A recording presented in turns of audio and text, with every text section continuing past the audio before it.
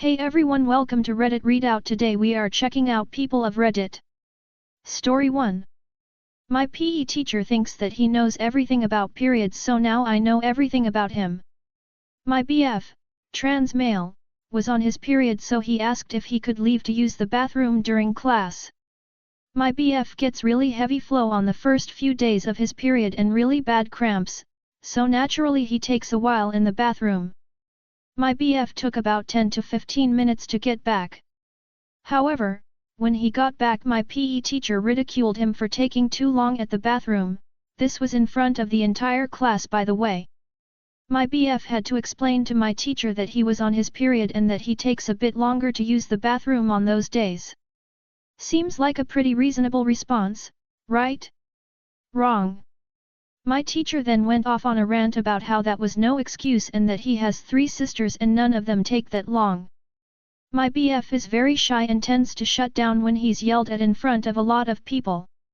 I, being very protective of the people I love, stepped in and gave my BF a hug while trying to explain to me teacher that all periods are different and that his sisters likely use tampons.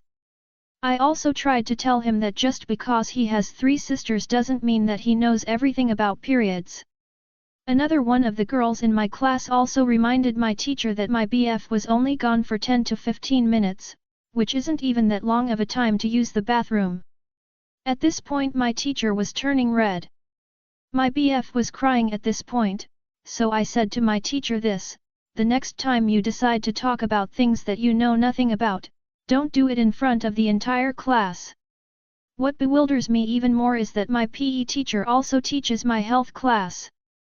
I tried talking to my school coordinator about it, but they said Mr. Insert PE teacher's name is allowed to have his own opinions. Beyond stupid, but at that point I knew that none of the other teachers would help me. Fast forward a few days and my PE teacher is away from school because he got a cold. He was gone for about 4 days. In those 4 days I got an idea. When he got back I would ask him why he was away from school. When he says that he had a cold I would say to him, well, I have a brother and he doesn't take that long to recover from a cold. I knew full well that I was going to get in trouble, but it was worth it. Nobody makes my BF cry on my watch. On the day my PE teacher got back, my plan was going to go into action. When he said that all bodies recover from sicknesses at their own rate, so I said to him, oh, but the same can't be said about periods, right? At that moment he realized what I was doing. He kept quiet because he knew that he had no arguments left. It felt so good, LMAO. But it doesn't end there. I decided that every time that he does something, I will say, well, my brother has blank and he doesn't do blank. It drives him insane and I don't plan on stopping until he apologizes. I know it's petty, but that's kind of the point of this subreddit, LMAO. Edit: I swear to God, if I see one more transphobe say but men can't have periods. Learn to read. I said that my BF is a trans male. He can have periods. End of discussion. Also, to the people calling my story fake, I do not care about what you think is real or not, just stop clogging up my notifications. Story 2.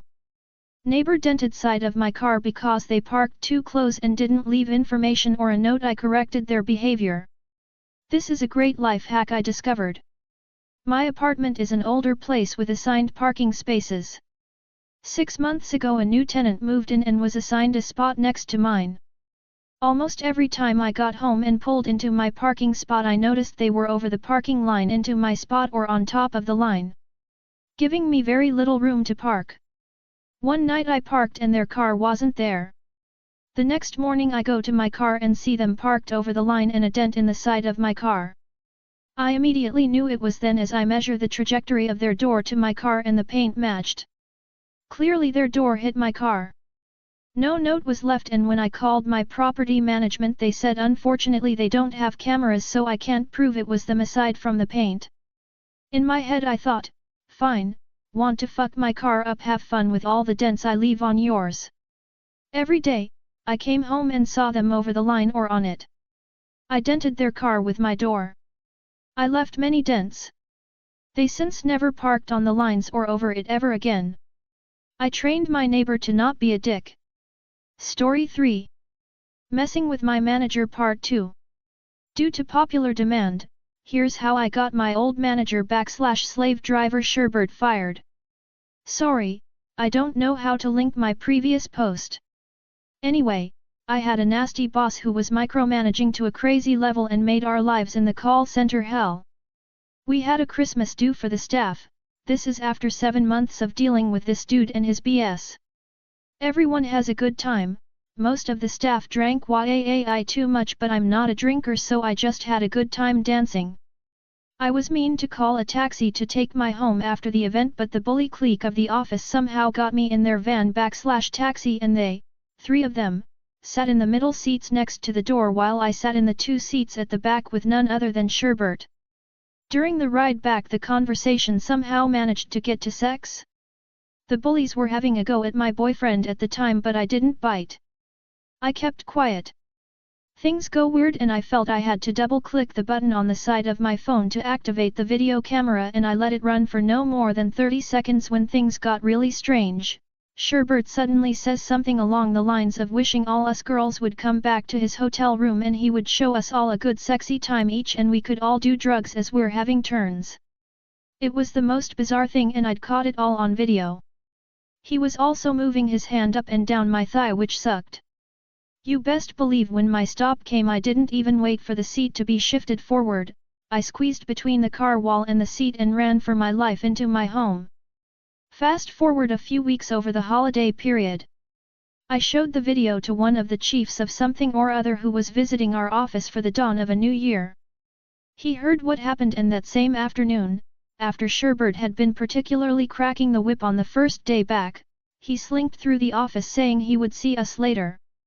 Funny thing is, I never saw him again.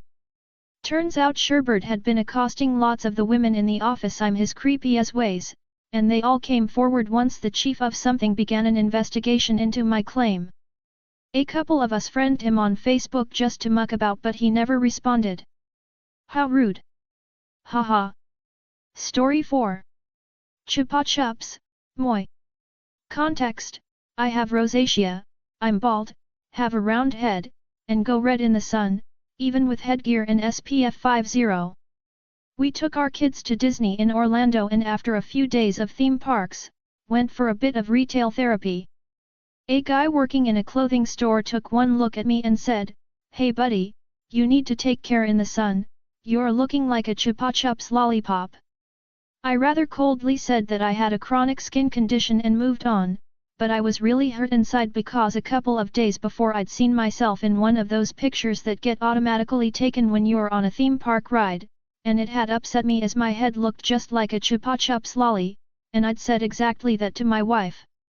So I spent the next 15 minutes going round the store just unfolding items and putting them back in the wrong place, knowing that it was his job to refold and replace them. Which made me feel a bit better. Story 5. Unusual payment for rental cabin. I needed a large place for a week to accommodate my wife, kids, their partners, and a couple of grandkids for a family event in the area where I grew up, but left many years ago. I found a suitable cabin on a well-known B&B website, and with my brother's help, found out who the host was, based on the location and description. I called the guy, Biff, picture the goof in Back to the Future, and did a deal over the phone, saving us both the fees charged by the online service. Turns my older brother and sister know Biff, and remember him from decades ago when he rode the same school bus, and was something of a bully. I didn't remember him from those days, but Biff came across as a douchebag during our brief phone exchange. After settling in at the cabin, I contacted the host to arrange payment. I had been expecting an e-transfer would be okay, but the deal was cash, so cash it would be. Clearly Biff did not want a paper trail of our arrangement. Unfortunately, my debit card has a fairly low daily limit for cash withdrawals, so it took 4 trips to the ATM to collect the required coin of the realm. Cue petty revenge, I paid Biff in all 5s and 20s, in random order and the heads every which way. $1,400 in 5s and 20s makes a wad of currency about an inch high. I didn't get to see his face when he received it, but I am moderately amused by the mental image of him sorting that stack out and taking plenty of time to spend it. About as petty as it gets, I suppose. Story 6. College roommate got a taste of her own medicine.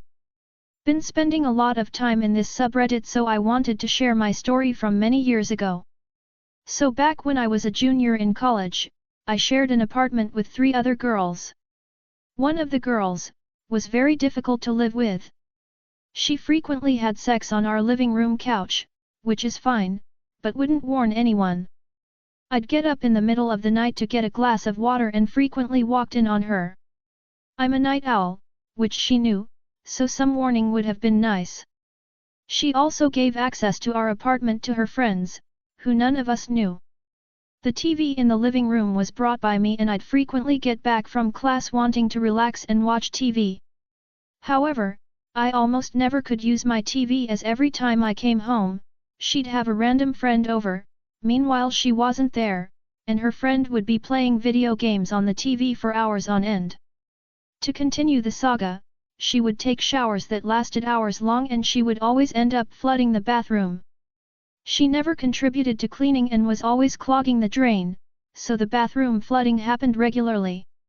I could barely use the bathroom, I had to be cautious walking through the living room, and I never had access to the TV I brought. As I mentioned, she never contributed to cleaning. Whenever she would cook, the dishes would pile up. She had a thing where, say, a recipe called for 2 tablespoons of an ingredient, she had to use a separate individual spoon for each tablespoon required. This led to the sink being piled with her dishes after just one meal, and it would get to the point where we couldn't even run the faucet to wash our hands. Now, before each break, our apartment had to be spotless, as someone would come check and we could get fined. At my school, you stayed on campus all 4 years, so this was a dorm residence with rules by the school. During fall break, Thanksgiving break, and winter break, I was last to leave and was always left with the chores of cleaning up this roommate's mess. Everyone else cleaned their stuff up and never caused any issues. By the time spring break came along, I had had enough. Once again, I was the last one to leave the apartment, so it was on me to do the final cleaning. The sink was once again filled with all of her dishes, and she had already gone home for break. I decided I wasn't going to clean up her mess again. So instead, I took all of her dirty dishes and placed them on her desk and bed. I left a post-it note saying, "If you don't want this to happen again, clean up after yourself." There were so many other awful things she did to us, but the messiness and lack of cleaning was the one thing that pissed me off the most. I was done with cleaning up after her, and if anyone were to get in trouble for the mess, it should be her, so I thought it was only fair all her dirty dishes ended up as a pile on all of her stuff. I never saw her reaction, and she didn't speak to any of us after that or spend time in the apartment. I never had to deal with cleaning up after her again, so it felt like a win to me. That's all for today. Please don't forget to like and subscribe.